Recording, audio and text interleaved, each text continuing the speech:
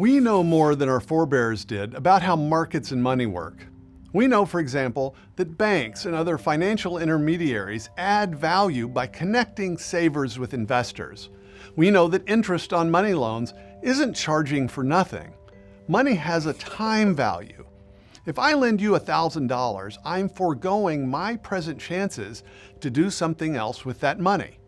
And because of inflation, $1,000 a year from now will be worth a bit less than it's worth today. We also know why interest rates vary for different loans. Some borrowers are riskier than others. That's why a bank will charge a higher interest rate to a customer with a sketchy credit rating than to a reliable and thriving business. Again, the interest isn't a ripoff. It offsets the risk involved in giving the loan.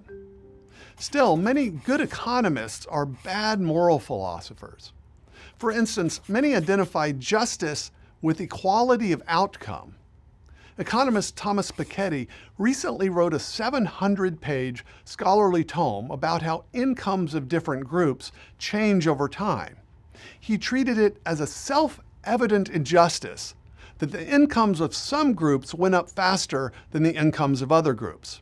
This is unjust, he thinks, even if everyone's income goes up over time. But this is just bad moral reasoning.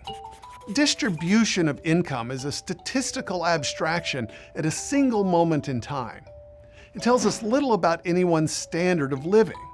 It tells us nothing about the justice or injustice of the billions of transactions behind the stats.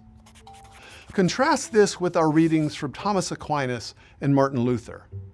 These theologians may have understood less about economics than we do now, but they knew that justice and injustice are about relationships between real people.